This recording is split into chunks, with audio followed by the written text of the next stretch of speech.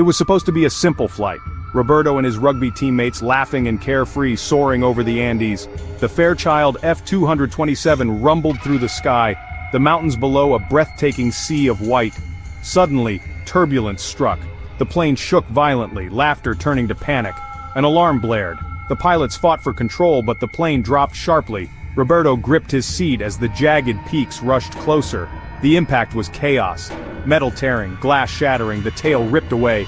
The fuselage hurtled down a glacier, screams and prayers filling the air. Then, silence. The wreckage stopped, buried in snow. Survivors, dazed and injured, realized they were stranded in the heart of the Andes. The cold bit instantly.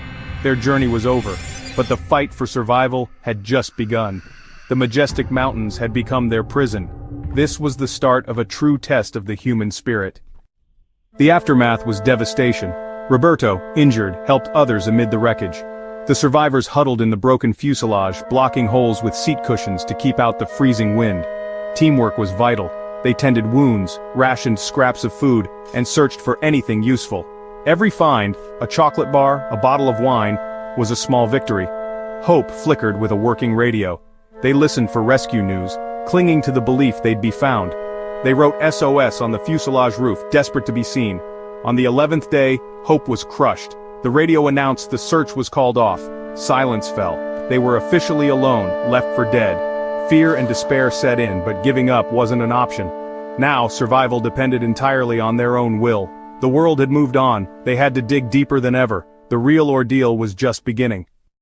With rescue abandoned, starvation loomed. Their food was gone, hunger unbearable. The mountain offered nothing. Desperation forced a terrible choice. The bodies of friends preserved in the snow became the only source of sustenance. The idea was unthinkable, but survival demanded it. Roberto, a medical student, explained the necessity. They held a solemn meeting, wept, prayed, and made a pact. If any died, the others could use their bodies to live. Carrying it out was agonizing, but it was the only way. They reasoned their friends' souls were gone, and this act was a final sacrifice. In the Andes, the rules of civilization no longer applied. They adapted, or they would perish. Just as they found a grim routine, disaster struck again. On the 29th night, an avalanche buried the fuselage, suffocating 8 more survivors. The rest clawed at the snow, desperate for air, trapped in darkness. After 3 days, they dug a tunnel to the surface, emerging to more loss and devastation. The avalanche had stolen friends and supplies, testing their resolve. Despair threatened, but a new determination grew. Staying meant certain death, starvation, exposure, or another avalanche. Waiting for rescue was no longer an option. Their only hope: climb out and find help. It was a desperate, final gamble for survival. Leaving the crash site was their boldest act.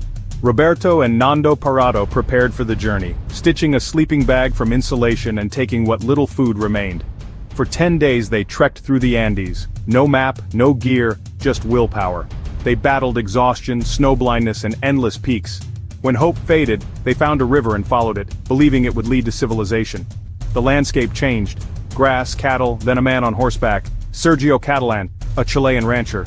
Too weak to shout, they caught his attention. Help had arrived.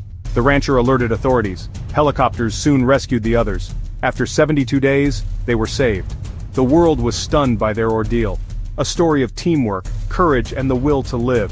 Roberto and his friends had survived the impossible. Their story became one of the greatest tales of human survival.